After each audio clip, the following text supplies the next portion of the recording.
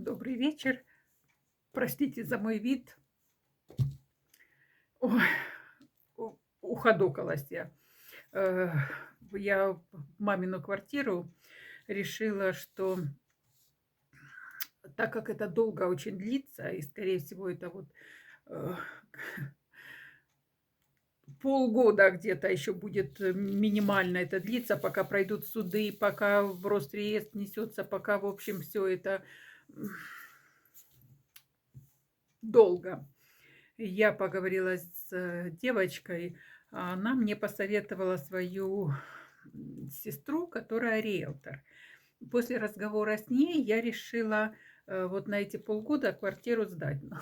Но она в таком виде, что сдавать ее, как она есть, невозможно. Ну, просто невозможно. А нанять кого-то, чтобы там делали, мне не за что.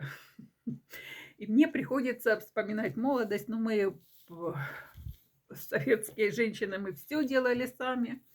Ну, и там особо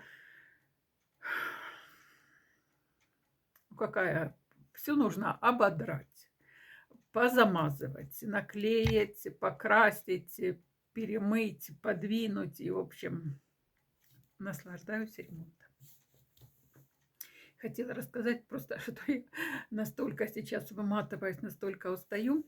Хотела рассказать про дочку. Дочка говорит, вторая нога болит и болит. Вот.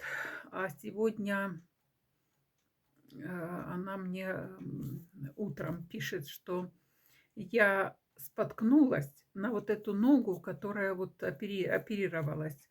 И я боюсь, чтобы у меня не порвались связки. Я записалась к этому хирургу, и я поеду к нему. А я говорю, будут МРТ делать? Она говорит, там болты. А о том, что болты, я даже не знала. Она же мне не говорила это. Вот я не знала. Сейчас, чешется. Ой. Но она поехала, врач сказал, связки, рана чистая, связки целые, все хорошо. Но, говорит, у меня, она за день до этого, у меня стала болеть нога. А мне ночью сегодня снился сон, что она шла, упала, ну, споткнулась, не упала, споткнулась и поломала ногу, вот эту, которую оперировали. Вот, ну, я проснулась в таком вот, сказала в окно, куда ночь, туда и сон. В общем, как бы, ну, добрый час вроде как минулась. Но я была, переживала, не могла собраться с силами, не идти в ту квартиру, ничего делать, потому что я была где-то в панике. Не знаю, какие у нее на потом планы. Она в нервах, я стараюсь не трогать, но хотела рассказать историю про 8 марта. 8 марта. Меня там поздравляют, присылали мне открытки, слова поздравительные. Мне так приятно, так радостно, так вот хорошо. Кстати, сегодня на рынке раздавали бесплатно мимозу, которую не продали вчера.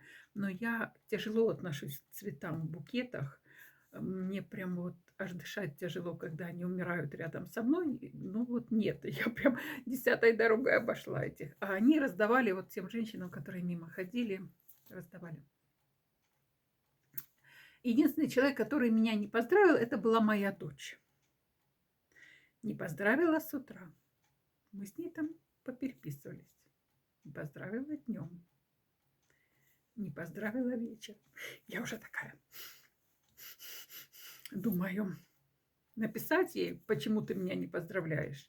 Она мне скажет, ты же тоже меня не поздравила. Думаю, если я начну ее, ну, ее сначала поздравлю, то это будет, я все вспоминаю Лену вот, Костоправа. Она говорит, как мне иногда хочется, чтобы вот там, я за всеми ухаживаю, вот делать шашлык там или еще шашлыки, по-моему, делали. Мне так хочется, чтобы я вот села, меня позвали, чтобы вот мне уделили внимание. А так получается, всем я, и это все к этому привыкли, и как бы нормально. Я тогда ей так говорю, Лен, ну какая разница? Ну вот хочется тебе там что-то, ты скажи, что я вот буду сидеть, я вот возьму там кусочек, все. Она говорит, не хочется, чтобы Я вошла в Ленин возраст, когда она говорила, и мне то же самое. Думаю, наверное, это у всех какой-то наступает такой период, когда хочется, чтобы, ну, в детство попадаем, чтобы тебя пожалели, поняли, как бы поухаживали, взяли на себя заботы, потому что привыкают дети к тому, что родители вот могут, я по себе это вот м, оцениваю, что вот я к родителям, невзирая на возраст и на все такое, тоже не понимала. Ну, короче, я ж девушка умная, пишу вечером дочке. Доченька, поздравь меня с 8 марта. Ну, не агрессивно.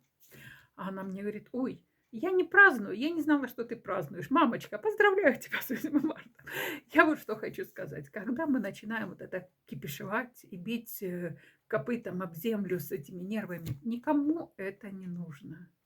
Будьте мягче друг к другу. Может быть, правда, вот говорить, что там обними меня, погладь меня, поздравь меня. Не ждать милостей, потому что иногда их зря ждешь, надеешься, вот такие розовые очки, что вот так оно должно быть, намечтаешь себе, а потом оно происходит не так. И когда происходит не так, тогда еще больнее. Ну вот все новости рассказала, проведала вас. Я правда выматываюсь и устаю, так что, ну, я буду выходить там в эфир, но, наверное, когда закончу уже с этим делом, потому что я четвертый день наслаждаюсь, и что-то я продвинулась как бы не очень. Ну, я, конечно, пока разгон взяла, но это очень долго так длится, пока это обдерешь, но пока это тушка в 60 лет туда-сюда по этой лестнице побегает, уже все там дохлик и чахлик. Все хорошо, все хорошо. Пока.